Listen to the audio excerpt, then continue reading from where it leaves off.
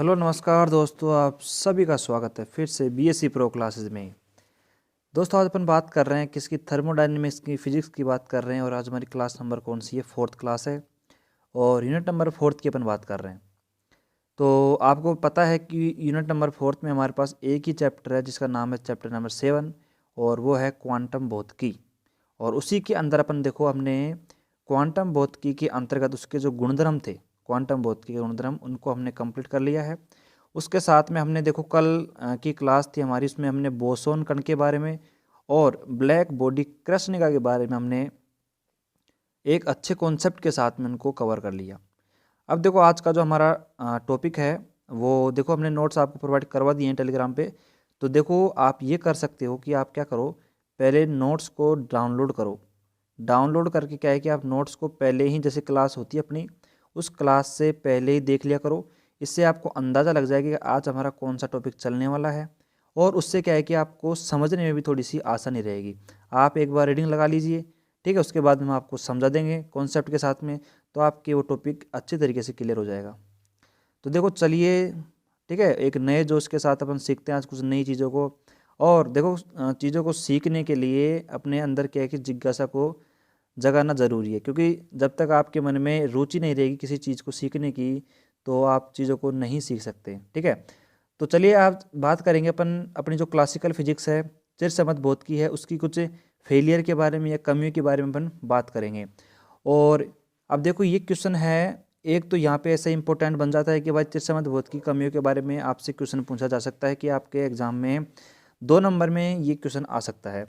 इसके अलावा देखो ये क्वेश्चन कितना अच्छा तरीके से आपको कहने की कोशिश कर रहा है कि भाई देखो चिरसमत भौतिकी की कमियाँ पढ़ेंगे अपन, लेकिन आपके दिमाग में क्वेश्चन आना चाहिए कि आखिरकार हम कमियों को क्यों पढ़ रहे हैं।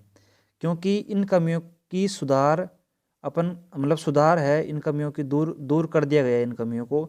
तो इसके कारण ये कमियों को पढ़ रहे हैं। और देखो जो क्वांटम भौतिकी है वो अपन कह सकते हैं कि जो चिरसमत भौतिकी है उसका सुधार है।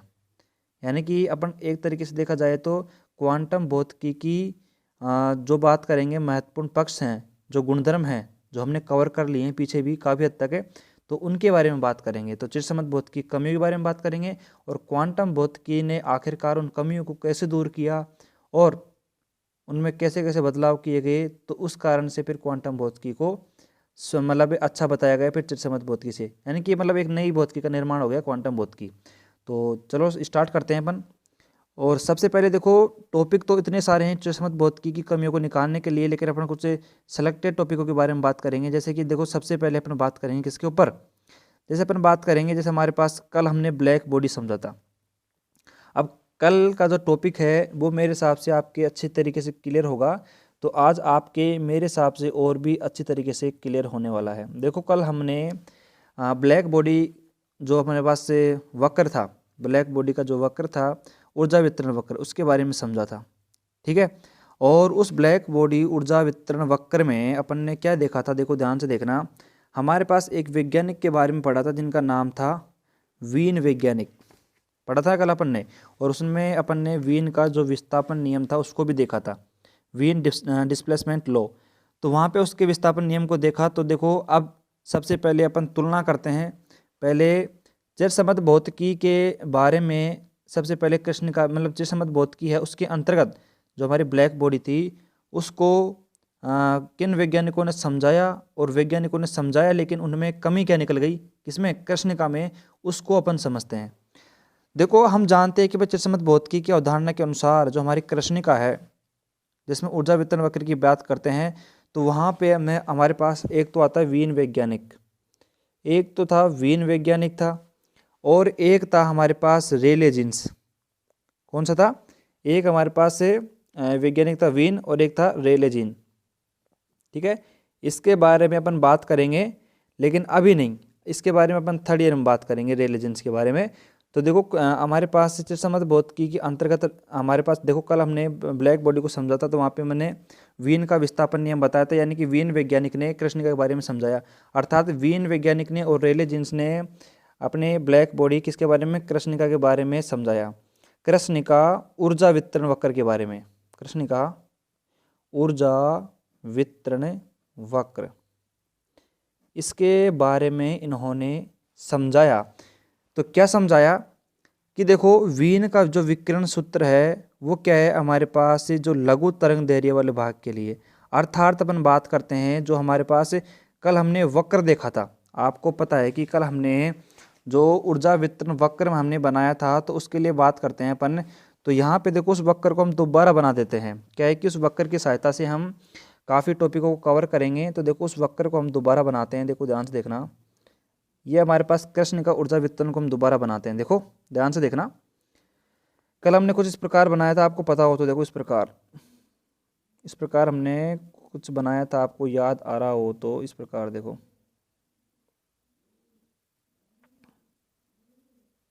ठीक है, ये तो कुछ ज़्यादा ऊपर हो गए लेकिन फिर भी इसी प्रकार का वक्र हमने कल बनाया। तो देखो ध्यान से देखना, हमने कल क्या करा था, देखो ध्यान से, इस प्रकार हमने कुछ डायग्राम बनाया था, आपको याद हो तो थोड़ा बहुत। इसी प्रकार का था वो डायग्राम। ठीक है, तो हमने यहाँ पे देखो क्या किस किस के बीच में बनाया था वो आपको याद हो थोड़ा बहुत। तो हमने देखो लैम्डा तरंग दैर्ध्य था हमारे पास। ठीक है, और हमारे पास था उत्सर्जन क्षमता थी, हमारे पास क्या था, जो स्पेक्ट्रम ऊर्जा थी हमारे पास ई लैम्डा, उसके बीच में हमने ये वक्र बनाया था। ठीक है, और हमने आपको पता हो तो यहाँ पे टेम्परेचर देखो हमारे पास T1, ठीक है, ये T2, ये हमारे पास T3, और इन पॉइंटों को अपन ने डिनोट किया था T1, T2, T3 और T4 के नाम से बताया था। और हमने यहाँ पे जो देखो हमारे पास क्या है, ये लैम्डा 1 है, ये लैम्डा 2 है, ये लैम्डा 3 है, ये लैम्डा 4 है, इस प्रकार हमने प्रदर्शित किया था। अब देखो सबसे पहले बात करते हैं कि चिरसम्मत भौतिकी के अंतर्गत जो हमारा वीन वैज्ञानिक है, और इस वीन वैज्ञानिक ने क्या है कि जो हमारे पास विकिरण सूत्र है हमारे पास है, यानी कि जो निम्न तरंग दैर्ध्य की बात करते हैं अपन, हमारे पास जो इसका देखो एक तो ये पार्ट है हमारे पास इधर का। ठीक है, यानी कि अपन बात करते हैं इधर वाला जो निम्न तरंग दैर्ध्य वाला पार्ट है, छोटा वाला तरंग दैर्ध्य वाला पार्ट है, और उसी की व्याख्या कर सकता है। हमारा जो वीन का वैज्ञानिक नियम था ना, वीन वैज्ञानिक था, उन्होंने क्या कहा कि जो हमारे पास ये ब्लैक बॉडी ऊर्जा वितरण वक्र है, देखो हमारे पास जो चित्र है हमारे किसका है, कृष्णिका ऊर्जा वितरण वक्र। किसका है ये, कृष्णिका ऊर्जा वितरण वक्र। ठीक है, ये हमारे पास कृष्णिका का वक्र है। तो वैज्ञानिक ने कहा, वीन ने कहा कि भाई मैं तो इसको, इसके जो निम्न तरंग दैर्ध्य वाले भाग है ना, इसको ही समझा सकता हूँ। ठीक है, और जो हमारे पास रेले जीन्स है, रेले जीन्स था, इसने क्या कहा कि विकिरण, मतलब इसने कहा कि मैं इसका जो अपने पास बड़ा तरंग दैर्ध्य वाला पार्ट है, उच्च तरंग दैर्ध्य वाला पार्ट है, यानी कि हाँ इधर वाला पार्ट है, कहने का मतलब देखो यहाँ पे अपन बीच में लाइन खींचते तो इधर वाला पार्ट निम्न तरंग दैर्ध्य वाला हो जाएगा, और इसके इधर वाला पार्ट हो जाएगा उच्च तरंग दैर्ध्य वाला पार्ट। तो वीन ने कहा भाई मैं तो भाई निम्न तरंग दैर्ध्य वाले भाग को समझा सकता हूँ। ठीक है, और रेले जीन्स ने कहा भाई मैं उच्च तरंग दैर्ध्य वाले भाग को समझा सकता हूँ। अर्थात अपन बात करते हैं कि यहाँ पे क्या है कि दोनों को देखो, हमारे पास जो वीन वैज्ञानिक है ये हमारे पास संपूर्ण कृष्णिका ऊर्जा वितरण को नहीं समझा पाया, और रेले जीन्स भी हमारे पास संपूर्ण ऊर्जा वितरण वक्र को नहीं समझा सका। तो हमारे पास क्या हो गया, देखो हमारे पास चिरसम्मत भौतिकी में दोनों वैज्ञानिकों के द्वारा इस कृष्णिका ऊर्जा वितरण वक्र को समझाया नहीं जा सका है। तो देखो हम कह सकते हैं कि हमारी एक कमी हो गई, किसकी, चिरसम्मत भौतिकी की। लेकिन देखो क्वांटम भौतिकी में, फिर देखो क्वांटम भौतिकी यहाँ पे सही कैसे है फर्स्ट पॉइंट के लिए, क्योंकि यहाँ पे एक वैज्ञानिक आता है जिसका नाम है प्लांक, और उस प्लांक वैज्ञानिक ने इस कृष्णिका ऊर्जा वितरण वक्र को संपूर्ण रूप में समझाया है। और अपन बात करते हैं, और उसने साथ में अपना प्रूफ दिया, अपना जो इसका समझाने का जो प्रूफ है वो दिया। और वो जो प्रूफ था वो हमारे पास वीन और रेले जीन्स के जो समीकरण हमें प्राप्त हुए थे उनको संतुष्ट कर दिया। तो फिर उससे क्या प्रूफ हो गया कि वीन का जो वैज्ञानिक था, जिन्होंने मतलब निम्न तरंग दैर्ध्य के लिए बात करी थी, तो उसके मतलब जो हमारे पास रिजल्ट आए थे उसको भी संतुष्ट कर दिया किसने, प्लांक ने। और रेले जीन्स का जो उच्च तरंग दैर्ध्य वाला भाग था उसके लिए जो यहाँ पे फॉर्मूला आया था रेले जीन्स का, उसके सूत्र को भी वहाँ पे क्या हो गया, सेटिस्फाई हो गया, वो संतुष्ट कर दिया किसने, प्लांक ने। तो प्लांक भाई साहब ने फिर क्या हुआ, क्वांटम भौतिकी के अंदर प्लांक का नाम आता है, और प्लांक वैज्ञानिक ने इस ऊर्जा वितरण वक्र को संपूर्ण रूप से समझा दिया। तो यानी कहानी आगे क्या लिखते हैं, कहानी आगे हम इस पॉइंट में लिखते हैं कि क्वांटम भौतिकी के अंदर जो हमारा प्लांक साइंटिस्ट था, हमारा जो प्लांक वैज्ञानिक है, इसने प्लांक वैज्ञानिक ने संपूर्ण कृष्णिका ऊर्जा वितरण को समझा दिया, संपूर्ण कृष्णिका कृष्ण का ऊर्जा वितरण वक्र को समझा दिया है।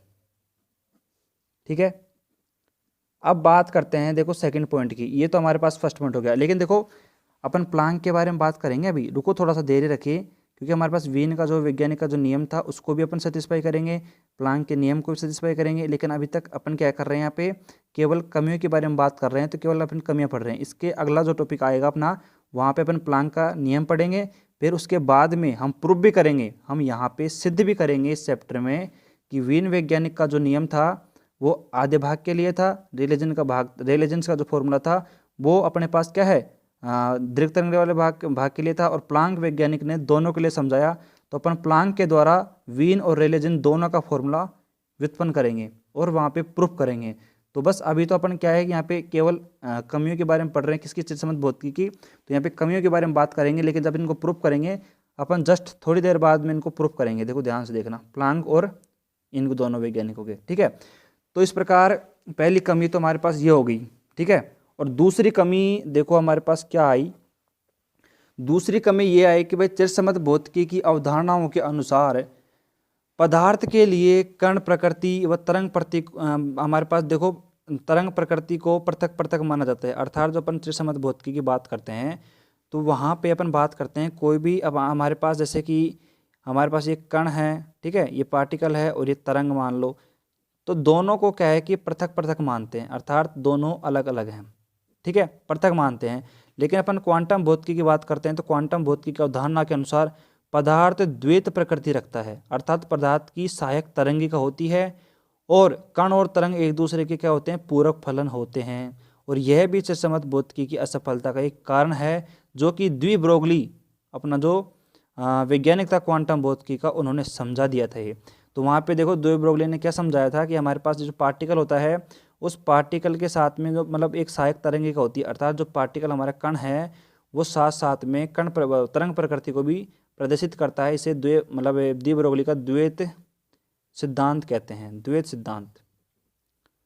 तो यहाँ पे चिरसमत भौतिकी की कमी क्या निकल के आती है कि उन्होंने कण को, पार्टिकल को और तरंग को दोनों को अलग अलग बता दिया, किसमें, चिरसमत भौतिकी में। जबकि क्वांटम भौतिकी में द्वि ब्रोगली ने द्वैत सिद्धांत के द्वारा इस कमी को दूर किया।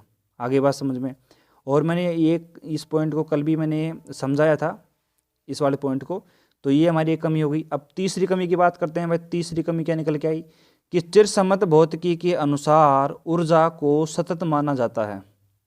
आगे बात समझ में, अर्थात हमारे पास जो एनर्जी है उस ऊर्जा को सतत माना जाता है, जबकि क्वांटम भौतिकी के अनुसार ऊर्जा विविक्त रूप में उपस्थित होती है, अर्थात ऊर्जा एक क्वांटीकृत राशि होती है, क्वांटीकृत राशि होती है। और यह भी चिरसमत भौतिकी की एक असफलता का कारण है, जो कि क्वांटम भौतिकी में प्लांक की परिकल्पना से समझाया जाता है। ठीक है, तो यानी कि यहाँ पे क्या बताया गया, यहाँ पे चिरसमत भौतिकी में बताया गया कि हमारी जो क्लासिकल फिजिक्स है उसमें बताया गया कि हमारे पास जो ऊर्जा है वो कैसी होती है, सतत होती है, कंटिन्यूअस होती है।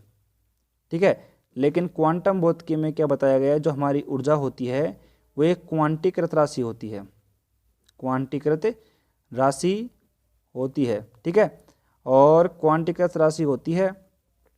ठीक है, और अपन बात करते हैं कि ये क्या है कि अपन बात करते हैं इसको प्लांक वैज्ञानिक ने द्वारा समझाया गया। और यहाँ पे क्वांटीकृत राशि है तो ये क्या है कि विविक्त रूप में होती है, अर्थात कंटिन्यूअस नहीं होती है। इसको समझाया प्लांक भाई साहब ने, इसको ऊर्जा को समझाया प्लांक भाई साहब ने। ठीक है, तो प्लांक भाई साहब ने समझाया, प्लांक वैज्ञानिक ने। ये हमारी मानी जाती है तीसरी कमी। तीसरी नहीं, ये तो कमी मान रहे हैं अपन, पॉइंट वाइज पढ़ रहे हैं, तो अपन इसको तीसरी कमी के नाम से इसको अपन ने प्रदर्शित कर दिया है। ठीक है, फिर देखो हमारे पास क्या है, आप सुनना। हमारे पास यहाँ पे ऊर्जा को हमने क्या बता दिया, ऊर्जा को हमने यहाँ पे क्या बता दिया, देखो ध्यान से देखना। ऊर्जा को हमने बता दिया यहाँ पे क्वांटीकृत राशि। ठीक है, और जो प्लांक वैज्ञानिक है, भाई प्लांक वैज्ञानिक ने क्या करा, जो हमारे पास कृष्ण का थी ब्लैक बॉडी थी, उसके माध्यम से उन्होंने क्या कहा कि हमारे पास जो ब्लैक बॉडी होती है कृष्ण का होती है, उसमें क्या होते हैं, उसके अंतर्गत दोलक उपस्थित होते हैं। समझे आप थोड़ा बहुत। दोलक का मतलब क्या होता है, अर्थात हमारे पास जो कृष्ण का ऊर्जा वितरण वक्र होता है ना, इसके अंदर, इसके अंतर्गत हमारे पास ऊर्जा के दोलक उपस्थित होते हैं, जिन्हें प्लांक के दोलक कहते हैं। और प्लांक के दोलक के लिए हमारे पास एक ऊर्जा का मान होता है एक ऊर्जा की वैल्यू होती है, जिसे प्लांक भाई साहब ने क्या बताया। देखो हमारे पास प्लांक भाई साहब ने ऊर्जा का एक फॉर्मूला दिया, E n is equal to n plus 1/2 H/ओमेगा नॉट। यहाँ पे n is equal to 1, 2, sorry 0 से स्टार्ट होती है, 0, 1, 2, 3, 4, 5, 6। ये हमारे पास क्या है, प्लांक भाई साहब ने हमें क्या बताया कि हमारे पास जो कृष्ण का ब्लैक बॉडी होती है ना, उसके अंतर्गत क्या है कि ऊर्जा के दोलक उपस्थित होते हैं। अब एनर्जी के जो दोलक उपस्थित होंगे, तो उन्होंने कहा कि भाई हमारे पास जो दोलक उपस्थित होंगे ना, उनके लिए जो एनर्जी का मान है वो ये प्राप्त होता है। अगर आपका सवाल ये रहेगा कि ये आखिरकार आया कैसे, तो ऐसे करता हूँ, मैं आपको प्लांक भाई साहब के नंबर दे देता हूँ, फ़ोन नंबर, तो आप उनसे फ़ोन करके पूछ लेना कि भाई साहब आपने ये n+1/2 H/ओमेगा नॉट कैसे निकाला। ठीक है, तो यहाँ तो मेरे हिसाब से तो आपको याद करना पड़ेगा, और पूछ लेना आप उनसे फ़ोन करके, तो वो बता देंगे आपको। सही बात है कि नहीं क्या? तो ठीक है, ये तो रही मजाक की बात। देखो अब क्या है कि उन्होंने समझा दिया था, उन्होंने क्या है प्रैक्टिकल वैल्यू दी, उन्होंने भैया उन्होंने अपनी ज़िंदगी गंवा दी, कहने का मतलब रिसर्च के अंतर्गत। तो उन्होंने अपने दो टाइम अपने स्पेयर किया इसके अंदर। तो देखो बात करते हैं, उन्होंने ये रिजल्ट निकाला है, और इस रिजल्ट को अपन को याद करना पड़ेगा। आगे बात समझ में। तो ये हमारे पास 3 पॉइंट हो गए किसके, चिरसमत भौतिकी की कमियों के बारे में, और क्वांटम भौतिकी के अपन मतलब एक प्लस पॉइंट बोल सकते हैं, क्वांटम भौतिकी के गुणधर्म बोल सकते हैं। ठीक है, और फिर एक लास्ट गुणधर्म अपन बात करते हैं, वही चिरसमत भौतिकी की कमियों के बारे में। वही अपन ने जो कल समझा था, लास्ट का जो हमारा पॉइंट था, आपको पता हो क्या था हमारा लास्ट का पॉइंट है, हाइजेनबर्ग का जो सिद्धांत था हमारे पास, क्या था, हाइजेनबर्ग। और हाइजेनबर्ग ने क्या कहा था, हाइजेनबर्ग का सिद्धांत। तो आपको पता है कि चिरसमत भौतिकी में अपन बात करते हैं, देखो ध्यान देखना, हाइजेनबर्ग के अनिश्चितता के सिद्धांत के अनुसार एक दिशा में उसी क्षण 2 या 2 से अधिक राशियों का मापन नहीं किया जा सकता, जबकि चिरसमत भौतिकी के अनुसार यथार्थ मापन संभव है, और यह भी चिरसमत भौतिकी की असफलता है। अर्थात हाइजेनबर्ग का जो सिद्धांत है ना, वो अपने क्वांटम भौतिकी के अंतर्गत है। ये किस में है, क्वांटम भौतिकी में है ये अपने पास जो हाइजेनबर्ग है। और अपन बात करते हैं जो चिरसमत भौतिकी है ना, क्लासिकल फिजिक्स है अपने पास, वो तो क्या कहती है कि हाँ भाई कर लो, एक समय पर आप किसी भी पार्टिकल के लिए 2 भौतिक राशियों का मापन कर सकते हो आप। ये छूट दे दी किसने, चिरसमत भौतिकी ने। अब देखो यार भाई, कोई चीज़ है, कोई भी चीज़ मान लो आप, वो शुरुआत में, जैसे कि आप एक स्मार्टफोन को ले लो, आप स्मार्टफोन की बात करते हैं कि अब देख लो, एक तो स्मार्टफोन बने 1900 में, एक बने 2000 वर्षन में। तो आप देख सकते हो कि डेवलपमेंट होता है, विकास होता है, वो धीरे धीरे होता है। उसी प्रकार देखो चिरसमत भौतिकी, देखो प्रारंभिक भौतिकी अपन इसको मानते हैं क्लासिकल फिजिक्स अपनी। तो यहाँ पे देखो भाई कमियां हैं, ठीक है, यानी कि यहाँ से अपन कह सकते हैं कि हमारे पास जो एक भौतिक विज्ञान है उसका जन्म हुआ है। तो भाई देखो धीरे धीरे जो कमियां हैं उनको दूर किया जाएगा, ठीक है, अपग्रेड वर्जन तो आएगा ही। आप देख लो कि जो चिरसमत भौतिकी अपनी जो क्वांटम भौतिकी है, इस क्वांटम भौतिकी में भी देखना धीरे धीरे कमियां आएंगी, और आगे इससे भी आगे देखना एक फिजिक्स आएगी, जिसको अपन बाद में पढ़ेंगे। आगे बात समझ में, यानी कि धीरे देखो, कोई भी चीज़ है, किसी भी चीज़ का अपग्रेड वर्जन जरूर आता है। उसी प्रकार चिरसमत भौतिकी का जो अपग्रेड वर्जन है, चिरसमत भौतिकी का अपग्रेड वर्जन है क्वांटम भौतिकी। आगे बात समझ में। तो अब मेरे हिसाब से चिरसमत भौतिकी कमियां आपके आ गई होंगी समझ में। ठीक है, 2 नंबर का सवाल आ सकता है, इसलिए मैंने आपको यहाँ पे क्लियर कर दिया है। अब बात करते हैं, देखो अगला टॉपिक है हमारा प्लांक की परिकल्पना। हमारे जो प्लांक भाई साहब हैं, जिन्होंने हमारे पास जो ब्लैक बॉडी थी कृष्ण का थी, इसको संपूर्ण रूप से समझा दिया। तो इस प्लांक भाई साहब की जो परिकल्पना है उसको समझते हैं कि आखिरकार इन्होंने ऊर्जा वितरण, या हमारे पास जो कृष्ण का ऊर्जा वितरण वक्र है, जो अपना ब्लैक बॉडी का जो एनर्जी डिस्ट्रीब्यूशन कर्व है, इसको कैसे समझाया और किस प्रकार उन्होंने अपनी परिकल्पना को बताया है, तो उसकी बात कर लेते हैं अपन। अब देखो अपन प्लांक की परिकल्पना के बारे में बात करते हैं। ये जो सब मैं आपको समझा रहा हूँ, ये आपको पूरा नोट्स में मिलेगा, और मैं क्या है कि आपको क्या है कि टॉपिक है उसको टच करवाना चाहता हूँ। अर्थात आपका जो मतलब अपना कॉन्सेप्ट है वो टॉपिक के प्रति कंप्लीट होना चाहिए, इसलिए मैं यहाँ पे टॉपिक को आपको कवर करवा रहा हूँ। वैसे कि बात करते हैं, जो अभी मैंने बात करी है, ये सारे टॉपिक हैं आपको थियोरेटिकली भी समझ में आ जाएंगे, कोई दिक्कत नहीं है। मैंने आपको जो नोट्स प्रोवाइड करवा दिए हैं ना, उसमें आपको कंप्लीट एकदम शानदार तरीके से मैंने लिखा हुआ है वहाँ पे थ्योरी, और आप वहाँ पे इसको समझ सकते हो बढ़िया तरीके से। लेकिन जब तक अपने शॉर्ट रूप में कोई चीज़ समझ में नहीं आती है ना, तब तक आपके थ्योरेटिकल भी समझ में कमी आती है। आगे बात समझ में। तो प्लांक भाई साहब ने क्या कहा, देखिए जो हमारी प्लांक की परिकल्पना है ना, वो क्वांटम भौतिकी की अभिकृति मान सकते हैं। कैसे, मतलब अभिकृति का मतलब क्या होता है कि गुणधर्म मान सकते हैं। अब देखो प्लांक भाई साहब ने कृष्णिका में, अपन बात करते हैं कृष्णिका है जो हमारी, अब देखो मेरी बात सुनो, मैं जो आपको समझाने की कोशिश कर रहा हूँ, देखो यहाँ पे प्लांक भाई साहब ने क्या कहा कि हमारे पास जो कृष्णिका ब्लैक बॉडी होती है ना, हमारे पास जो कृष्णिका होती है ब्लैक बॉडी होती है, ब्लैक बॉडी, ठीक है। तो हमारे पास देखो कृष्णिका जो ब्लैक बॉडी होती है, इसके अंतर्गत अपन बात करते हैं। तो यहाँ पे मैंने आपसे कहा था कि जो कृष्णिका ब्लैक बॉडी होती है वह अपने बात करते हैं निम्न ताप पर, निम्न ताप पर क्या करती है कि सभी तरंग दैर्घ्य वाली तरंगों का अवशोषण करती है, और उच्च ताप पर क्या करती है कि उन तरंगों का उत्सर्जन कर देती है। तो ये तो समझा दिया था, ये तो क्या है कि चिरसमत भौतिकी ने समझा दिया था, आगे बात समझ में। लेकिन आखिरकार प्लांक भाई साहब ने क्या विशेष तरीके से समझाया इसको, इन्होंने कहा कि जो हमारे पास अवशोषण और जो उत्सर्जन होता है ना, वो हमारे पास जो इलेक्ट्रोमैग्नेटिक वेव्स होती हैं, हमारे पास विद्युत चुम्बकीय जो तरंगें होती हैं, उनका अवशोषण, उनका जो अवशोषण होता है, और प्लस में हमारे पास इमिटेशन होता है, उत्सर्जन होता है, ये होता है उसमें उपस्थित जो दोलक होते हैं ना, अभी मैंने आपको समझाया था कि प्लांक के दोलक होते हैं, तो उसके अंदर अर्थात ब्लैक बॉडी के अंदर उपस्थित जो दोलक होते हैं, उनके कारण इलेक्ट्रोमैग्नेटिक वेव्स का अवशोषण और उत्सर्जन होता है। किनके कारण, दोलकों के कारण। इसीलिए क्या करते हैं, ब्लैक बॉडी क्या करती है, निम्न ताप पर तो क्या करती है, निम्न ताप पर तो सभी तरंग दैर्घ्य वाली तरंगों का अवशोषण करती है, और उच्च ताप पर क्या करती है, उत्सर्जन करती है। किसके कारण, उसमें उपस्थित दोलकों के कारण। और देखो इन्होंने समझाया था कि भाई हमारे पास जो ऊर्जा होती है वो विभक्त रूप में होती है। किसके रूप में होती है, विभक्त रूप में होती है। ऊर्जा को क्वांटिकत राशि बताई है इन्होंने, ठीक है।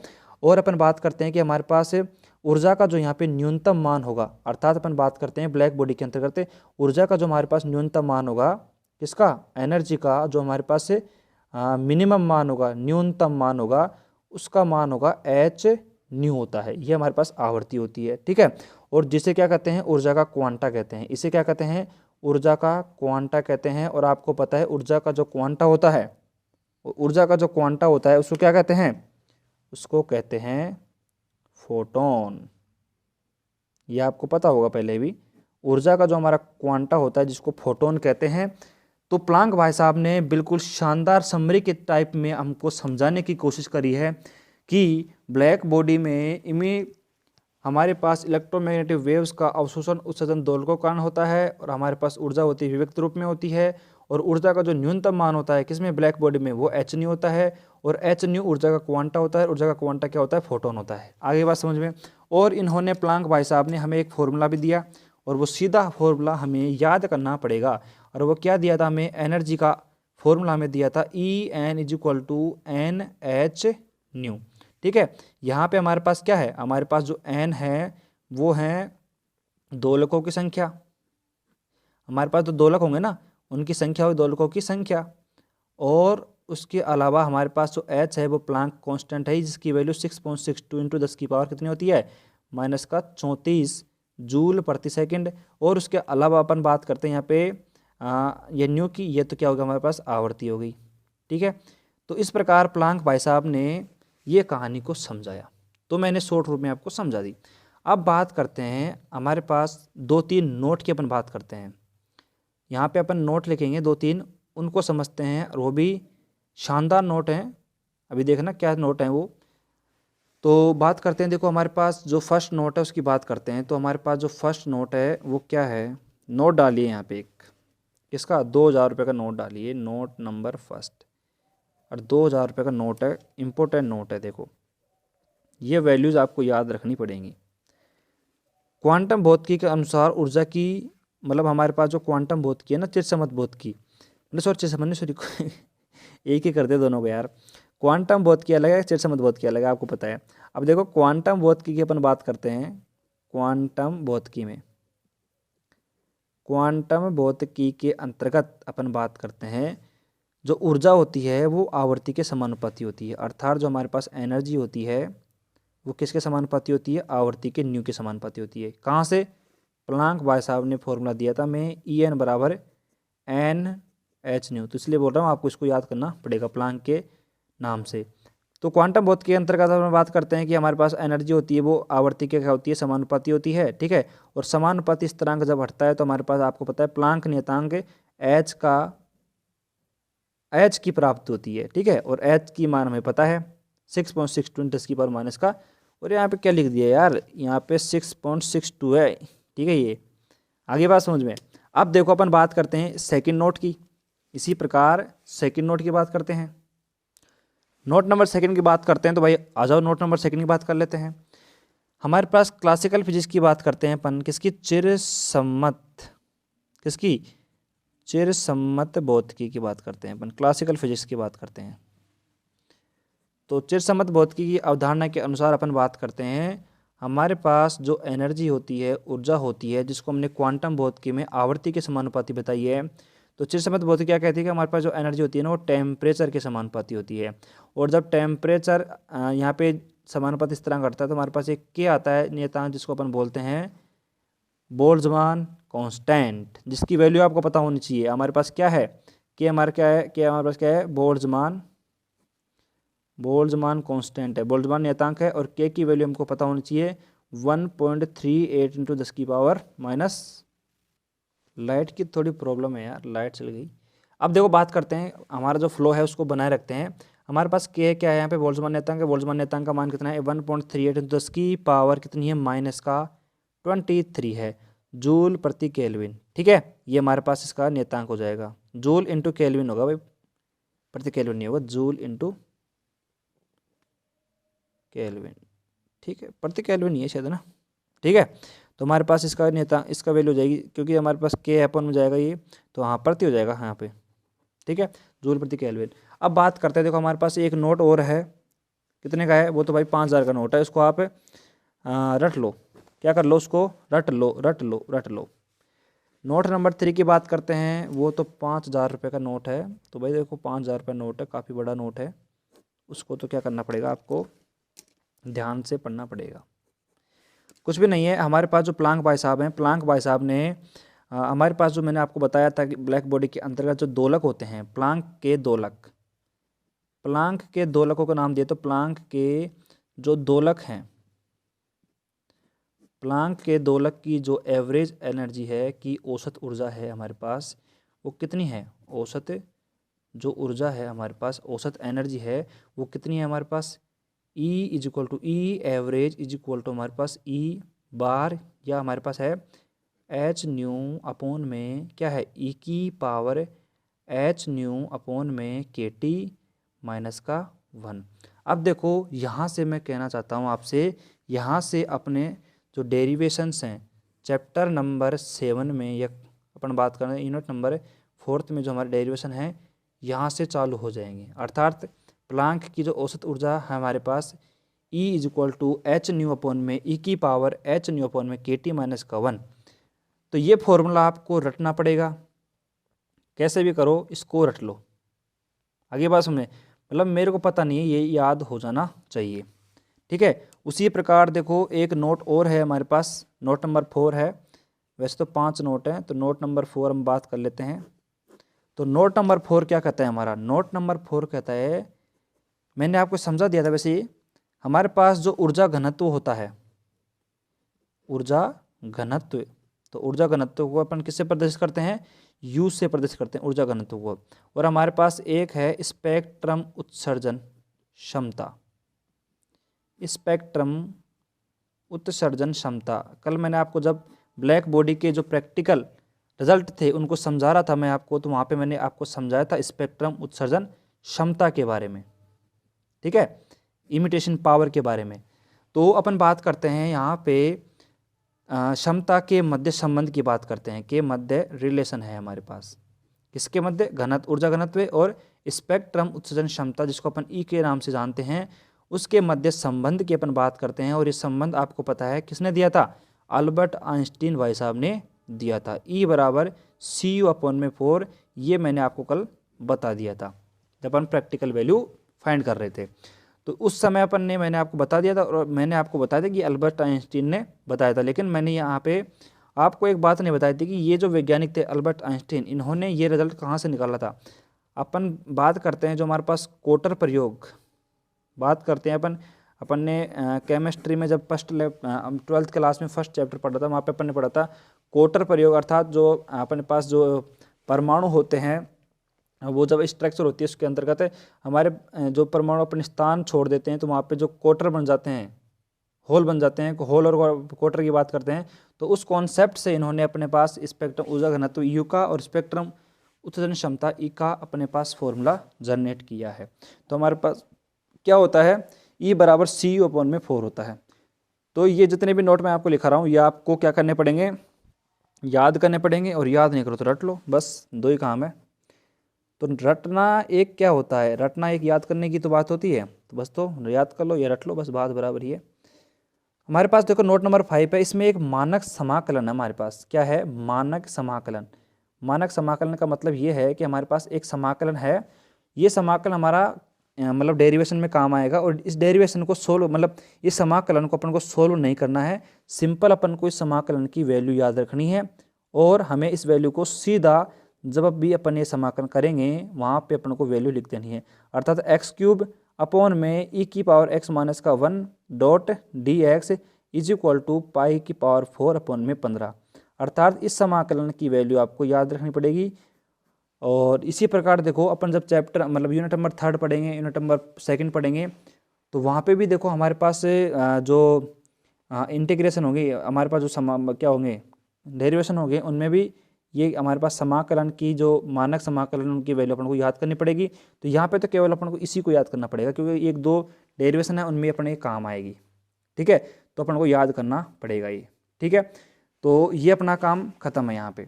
अब चलते हैं, देखो अब हमारे पास कौन सा टॉपिक स्टार्ट होता है। तो अब तक अपन ने इस चैप्टर में क्या पढ़ा है और कितने नंबर अपन ने पक्के करे हैं अभी तक, वो अपन देख लेते हैं। सही बात है कि नहीं है। हमारे पास एनालाइज ज़रूरी है किसी भी चीज़ का। तो देखो हमारे पास हमने अभी तक यहाँ पे क्वांटम भौतिकी गुणधर्म बात करे हैं, बोसोन कण के बारे में, फर्मी कण के बारे में, और हमारे पास ब्लैक बॉडी कृष्णिका के बारे में और त्रिसंबंध भौतिकी कमियों के बारे में। अभी तक इतने टॉपिक हैं जितने हमने पढ़े हैं, उनमें से कोई भी 4 नंबर का सवाल नहीं बन सकता है, नहीं बन सकता है, ये मैं आपको समझा रहा हूँ। ठीक है, यहाँ पे केवल आपसे देखो 2 नंबर में क्या पूछ सकता है, क्वांटम भौतिकी गुणधर्म पूछ सकता है। 2 नंबर में आपसे बोसोन कण और फर्मी कण के बीच में अंतर पूछ सकता है। 2 नंबर में आपसे ब्लैक बॉडी के ऊपर शॉर्ट टिप्पणी लिखवा सकता है। और 2 नंबर में आपसे चिरसम्मत भौतिकी की कमियों के बारे में पूछ सकता है। और 2 नंबर में देखो हमारे पास वीन वैज्ञानिक था और हमारे पास बोल्ट्जमान कॉन्स्टेंट है, बोल्ट्जमान स्टीफन और बोल्ट्जमान हमारे पास जो रिलेशन आया था वहाँ से आपसे क्वेश्चन पूछ सकता है। तो देखो जितने भी 2 नंबर क्वेश्चन बन सकते थे हमने आपको करवा दिए हैं। अब बात करेंगे अपन जो बड़े क्वेश्चन है हमारे पास, जो 4 नंबर के सवाल आएंगे उन क्वेश्चंस की बात करेंगे। और देखो मैं बात करता हूँ, आपको जब नोट्स मैंने आपको प्रोवाइड करवा दिए हैं तो आपसे मेरा निवेदन है कि देखो इस वीडियो लेक्चर को अपन देख रहे हैं ना, तो देखो यहाँ तक आप पहुँच चुके हो तो आप क्या करो, वीडियो को पहले पॉज करो। अगर अभी तक आपने यहाँ पे नोट्स को डाउनलोड नहीं किया है टेलीग्राम से, जो कि लिंक डिस्क्रिप्शन में मैंने दे रखा है टेलीग्राम का, तो वहाँ से देखो हमारे पास एक PDF मिलेगी आपको टेलीग्राम चलाने पे, उस पर लिखा होगा यूनिट नंबर 4 थर्मोडायनेमिक्स। तो वहाँ से आप उसको डाउनलोड करो और फिर उसके बाद में यहाँ पे देखना आप यहाँ तक पहुँचो। मतलब मैंने जो नोट्स है ना उसका जैसा यहाँ पे पढ़ाया है बिल्कुल, या मान लो कि नोट्स की सहायता से ही मैंने आपको यहाँ पे पढ़ाया है। तो नोट्स की सहायता से पढ़ाया तो मैंने आप देखना वहाँ पे कि मैंने आपको एक साथ 10 क्वेश्चन लिखवा रखे हैं। मैं आपको यहाँ पे मेरे जो नोट्स मैंने आप पे बना रखे हैं उसकी सहायता से मैं आपको दिखाने की यहाँ पे कोशिश करता हूँ। देखो ध्यान से देखना, देखो हमारे पास इस प्रकार मैंने आपको नोट्स प्रोवाइड करवाए हैं टेलीग्राम पे, वो यहीं से करवाए हैं। देखो देखना हमारे पास इस प्रकार, देखो इस प्रकार मैंने लिख रखे हैं।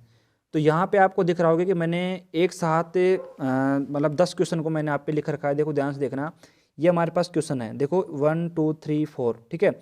और उसके अलावा इधर भी हमारे पास क्वेश्चन मौजूद हैं। कौन कौन से, देखो देखना ये सारे क्वेश्चन हमारे पास मौजूद है, इतने सारे क्वेश्चन हैं। यानी कि देखो हमारे पास क्या है कि 2-2 नंबर के सवाल करने के बाद में हमारे पास बचते हैं 4-4 नंबर के सवाल। तो 4 नंबर के सवालों में ये जो हमारे पास 10-11 क्वेश्चन हैं, ये क्वेश्चन हमारे पास 10-11 क्वेश्चन है 4 नंबर के लिए।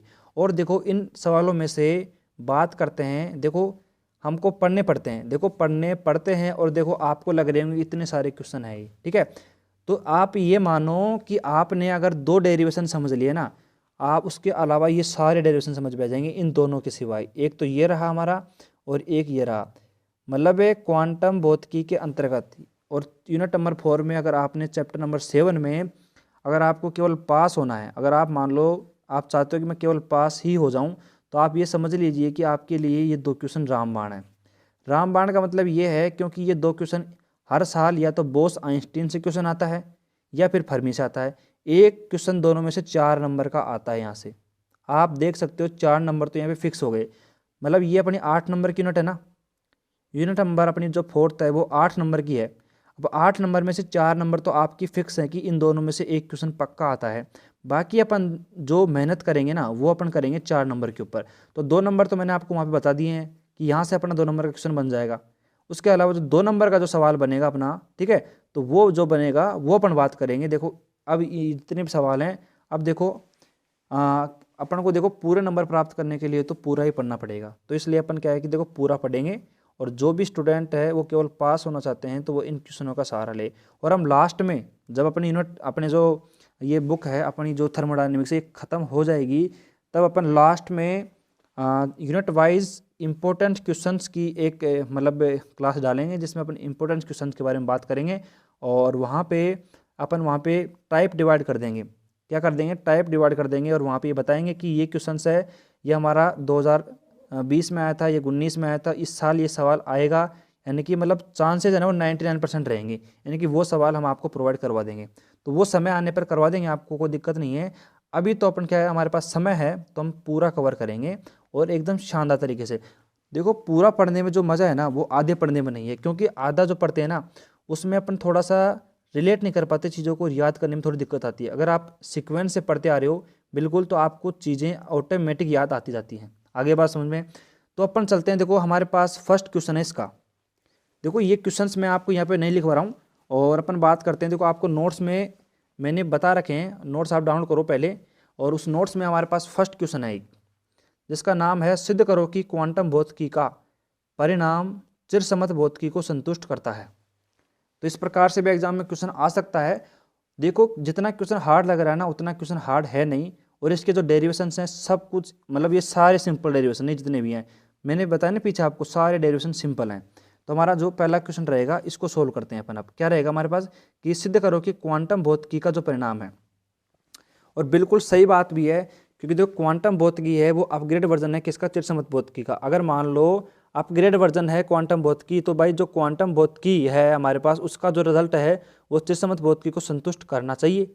सही बात है कि नहीं है? तभी तो हम मानेंगे कि भाई क्वांटम भौतिकी सही है। तो ये देखो इंटरेस्टिंग चीज़ें हैं, अगर आप ढंग से समझो ना तो वास्तव में बहुत ही ज़्यादा इंटरेस्टिंग है, रोमांचिक चीज़ें हैं, ठीक है। तो यहाँ पे आपको मज़ा आने वाला है, बस आप थोड़ा सा अपना इंटरेस्ट बनाइए इन चीज़ों में तो आपको मज़ा आने लग जाएगा। अब देखते हैं क्वेश्चन नंबर फर्स्ट का अपन सॉल्यूशन कर लेते हैं, और वो भी शानदार तरीके से सॉल्यूशन करेंगे, आपको मज़ा आ जाएगा। अब देखो मैं यहाँ पे आपके सामने क्वेश्चन नहीं लिख रहा हूँ। क्यों नहीं लिख रहा हूँ क्वेश्चन?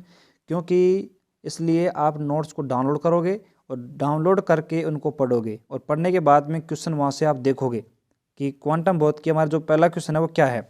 और वैसे मैं आपको बता देता हूँ कि हम क्या सोल्व करने वाले हैं। क्वेश्चन नंबर फर्स्ट में हम करने वाले हैं कि क्वांटम भौतिकी के जो परिणाम हैं वो चिरसम्मत भौतिकी को संतुष्ट करते हैं, ये हमें प्रूफ करना है, ठीक है, पहले क्वेश्चन के माध्यम से। अब देखो बहुत ही इंटरेस्टिंग टॉपिक है, अगर ढंग से पढ़ो ना तो शानदार टॉपिक है। बस आप थोड़ा सा क्यूरियोसिटी रखो, जानने की इच्छा को जगाए रखो कि अपन हाँ यार कैसे करेंगे अपन, मतलब आखिरकार जो क्वांटम भौतिकी है उसके रिजल्ट को अपन चिरसम्मत भौतिकी का जो रिजल्ट है उससे बराबर कैसे करेंगे, मतलब कैसे समान करेंगे। तो आपके जानने की इच्छा उसको बढ़ाओ, ठीक है।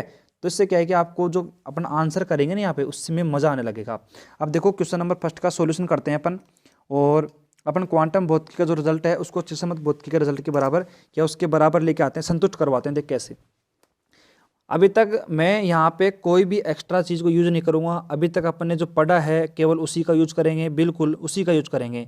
और देखो अगर मैं जैसे बोल रहा हूँ ना आपको, वैसे अगर आप पढ़ोगे ना तो ये मान लो आराम से आप पे थर्मोडायनेमिक्स में पूरे में से पूरे नंबर लाने की मतलब दावेदार बन जाओगे आप, ये मतलब समझो आप, ठीक है। और आपका जो कॉन्फिडेंस है वो बहुत ही हाई हो जाएगा। और कॉन्फिडेंस की बात है, सबसे बड़ी बात है कि किसी भी काम को करने से पहले अगर आपका कॉन्फिडेंस अच्छा है, कॉन्फिडेंस अगर आपका हाई लेवल पे है, तो आप कोई भी काम को आसानी से कर सकते हो। आगे बात समझ में?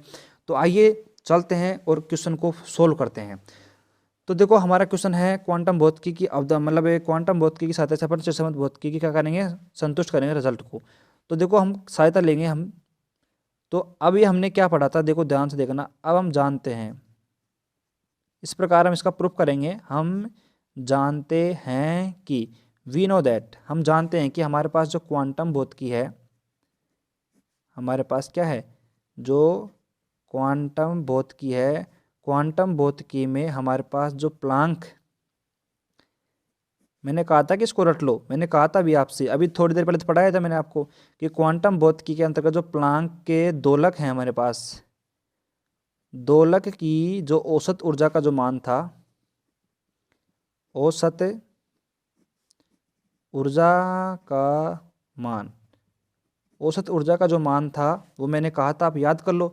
तो जिन्होंने याद कर लिया होगा वो बात सही है, नहीं कराओ तो कर लेना आज यार, अभी तो पढ़ाया है थोड़ी देर पहले। तो हमारे पास average value energy is equal to h nu upon में ई की पावर एच न्यू अपॉन में के टी माइनस का 1। यहाँ पे एक एक वैल्यू का मतलब आपको पता होना चाहिए। एनर्जी है यहाँ पे किसकी है, दोलकों की एनर्जी है। किसके दोलकों की, ब्लैक बॉडी के जो अंदर उपस्थित दोलक हैं उनकी उनका क्या है, औसत ऊर्जा है उनकी दोलकों की। तो ये क्या है, एच न्यू अपन में ई की पावर एच न्यू अपन में के टी। तो यहाँ पे क्या है, न्यू आवर्ती है, एच हमारे पास प्लांक कांस्टेंट है, और यहाँ पे ई एक्सप्रेशन फंक्शन है, ठीक है। अब देखो इसकी सहायता से, ये तो है हमारे पास क्वांटम भौतिकी का परिणाम, ठीक है। ये तो हमारे पास क्या है, प्लांक भाई साहब ने दिया। प्लांक भाई साहब किस में आते हैं, किस कैटेगरी में आते हैं, वो हमारे पास क्वांटम भौतिकी के अंदर आते हैं। तो हमारे पास जो रिजल्ट आया है ये, इसको अपन क्या करना पड़ेगा, चिरसमत भौतिकी का जो कोई रिजल्ट है उससे मतलब सेटिस्फाई कराना पड़ेगा, उससे संतुष्ट करवाना पड़ेगा। तो देखो आप ध्यान से देखना, ये तो देखो आप मैथमेटिक्स के स्टूडेंट हो तो आपको ये पता होगा, ठीक है। क्या पता होगा कि हमारे पास जो ई की पावर एक्स का जो फॉर्मूला होता है वो क्या होता है, ठीक है। और मैं दावे के साथ कह सकता हूँ कि 100 में से 50 से 60% बच्चों को नहीं आता अभी तक, ये गारंटी है और मेरी। और आप बोल रहे हो कि मैं मैथमेटिक्स का स्टूडेंट हूँ। तो देखो सबसे पहले तो क्या है कि आपको फॉर्मूलेज पे पकड़ होनी ज़रूरी है, और आपको पता है कि अपने जो मैथमेटिक्स है उसी के साथ जुड़ी हुई है फिजिक्स भी। आगे बात समझ में, यानी कि जो भी डेरिवेशंस हैं उसमें पूरी मैथमेटिकली चलता ही है, ठीक है। अगर कोई मान लो छोटी क्लास का बच्चा है, अगर वो अपनी फिजिक्स की कॉपी देख ले तो वही नहीं बता सकता कि ये फिजिक्स की कॉपी है कि मैथ की कॉपी है। और खासकर इलेक्ट्रॉनिक्स की देख ले, तो इलेक्ट्रॉनिक्स देख लेगा तो बोलेगा यार ये कौन सी मैथ आ गई है। आगे बात समझ में।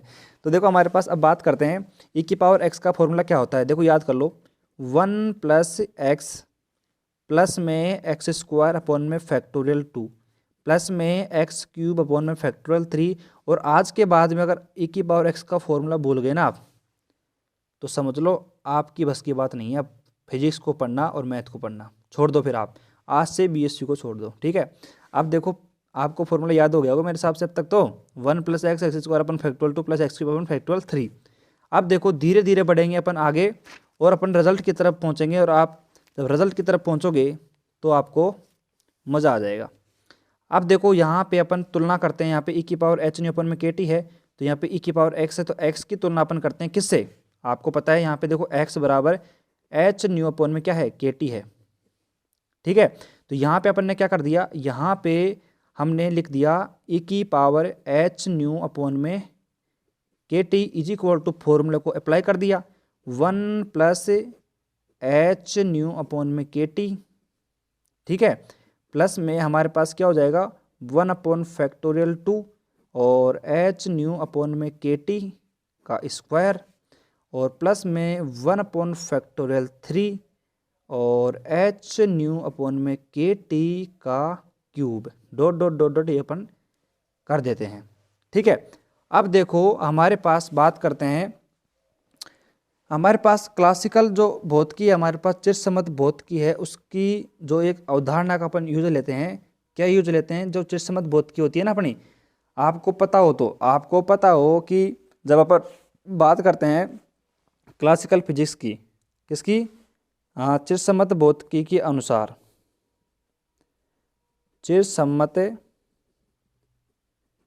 भौतिकी के अनुसार क्या करते हैं, हमारे पास जितनी भी यहाँ पे देखो ध्यान से देखना, हमारे फॉर्मूले में जितनी भी हमारे पास h की जो उच्च घातें हैं हमारे पास, जैसे कि h² हो गया, h³ हो गया, इनका जो मान होता है ना वो हमारे पास 0 के बराबर मानते हैं। अब ये क्यों मानते हैं, ये तो क्या है कि देखो वही बात है, यहाँ पे प्लांक भाई साहब हैं, ठीक है, ये तो खैर अपने किसके हैं, क्वांटम भौतिकी के, लेकिन उसके अलावा जो भी वीन वैज्ञानिक थे, लेले जीन्स थे, तो इनसे जाके पूछना कि ये यहाँ पे अपन क्यों अपन जो h की जो उच्चतम घातें होती हैं उनका मान 0 के बराबर मानते हैं। तो अपन क्या करेंगे, अपन एक चिरसम्मत भौतिकी जो हमारा है भौतिकी है हमारे पास, फिजिक्स है, उसके कॉन्सेप्ट का यूज लेंगे और अपने कह देंगे कि हमारे पास जो h² है, h³ है, और जो भी आगे की जितने टर्म्स है ना वो सारे 0 के इक्वल टू अपन मान लेते हैं। तो हमारे पास फॉर्मूला क्या बन गया, फिर हमारे पास बन गया e⁻h⁻⁷ is equal to 1 plus में h⁻⁷ ये हमारे पास फॉर्मूला बन गया उसके बाद में, ठीक है। अब अपन को क्या करना है, अब अपन को यहाँ पे देखो जो h⁻⁷ है ना, इसका रिजल्ट अपन को उठा के यहाँ पे रख देना है समीकरण नंबर 1, इसको नाम देते हैं समीकरण नंबर 1। तो यहाँ पे समीकरण नंबर 1 में अपन e⁻h⁻⁷ का रिजल्ट यहाँ पे उठा के रख देते हैं, ठीक है। तो रख दो यार, यहीं पे कोने में रख देते हैं, ज़्यादा दूर जाने की जरूरत कहाँ पे है बताओ, यहाँ पे रख देते हैं कोने में। तो देखो रख दो, अब हमारे पास समीकरण 1 में वैल्यू रखने पर, तो समीकरण 1 में मान रखने पर, तो ध्यान से देखना, बिल्कुल हमारे पास average value of energy is equal to हमारे पास h⁻में 1 प्लस से h⁻⁷ माइनस का 1 से 1 कैंसिल, h⁻ से h⁻ कैंसिल, और आपने क्या देखा कि E का जो मान है वो बराबर आ गया KT के। और मैंने आपको बताए थे 5-5 हज़ार के जो नोट मैंने लिखवाए थे, उन नोट में मैंने आपको समझाया था यदि एनर्जी का जो मान है, ऊर्जा का जो मान है, अगर ताप के समानुपाती आता है तो ये रिजल्ट है वो चिरसम्मत भौतिकी का परिणाम है। तो अब मेरे हिसाब से आपको समझ में आ गया होगा कि हमने किस प्रकार क्वांटम भौतिकी की सहायता ली और हमने कैलकुलेशन की सहायता से हमने लास्ट में क्या प्रूव कर दिया, E समानुपाती T, यानी कि ऊर्जा का जो मान है वो ताप के समानुपाती होता है। अर्थात अपन कह सकते हैं कि यहाँ पे ये हमारे पास क्वांटम भौतिकी का जो परिणाम है वो चिरसम्मत भौतिकी के परिणाम को संतुष्ट करता है। तो क्वेश्चन नंबर 1 मेरे हिसाब से कंप्लीट हो गया है।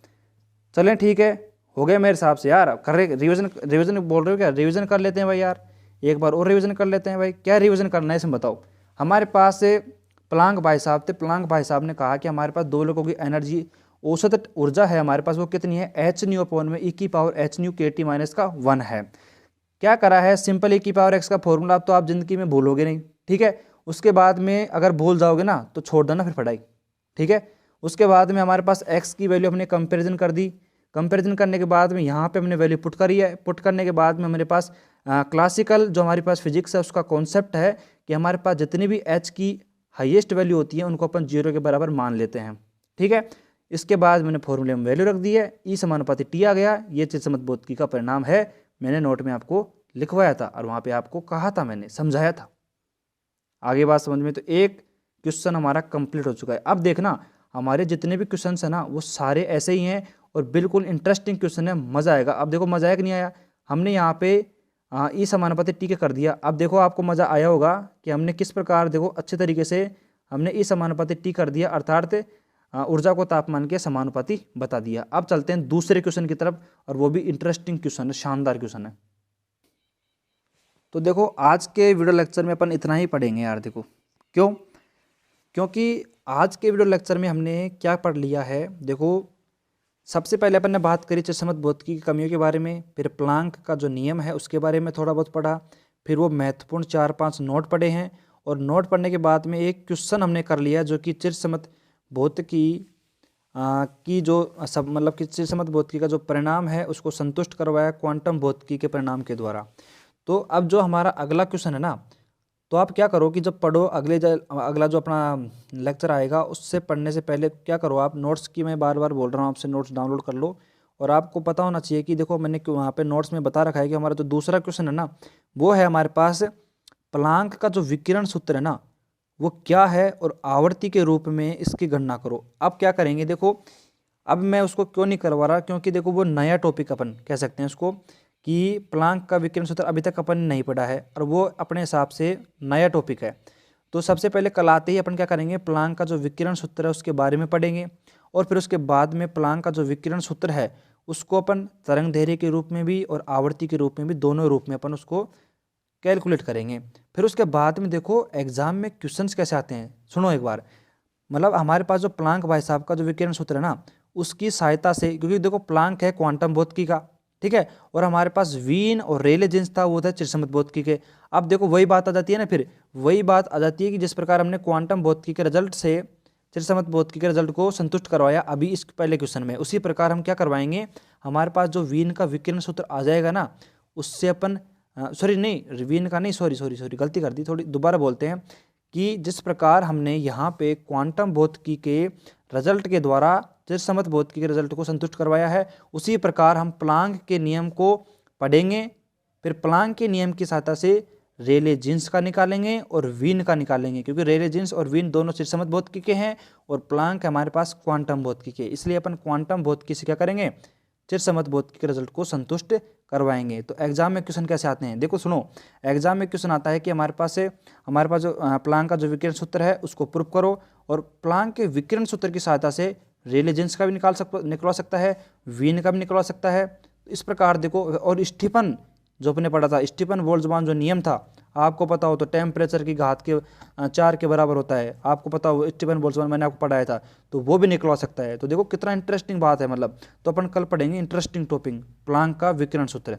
तो कल के लिए तैयार रहिए और अभी तक जो मैंने पढ़ाया है उसको साथ के साथ रिविजन करिए, नोट्स बनाइए शानदार तरीके से और लगे रहिए अब पढ़ाई में ध्यान दो अब जल्दी से, ज़्यादा से ज़्यादा पढ़ाई में ध्यान देने लग जाओ क्योंकि टाइम बहुत कम है। अब मिलते हैं अगले वीडियो लेक्चर में, तब तक के लिए जय हिंद जय भारत। ठीक है, भारत माता की जय बोलते हैं लास्ट में जाके, ठीक है।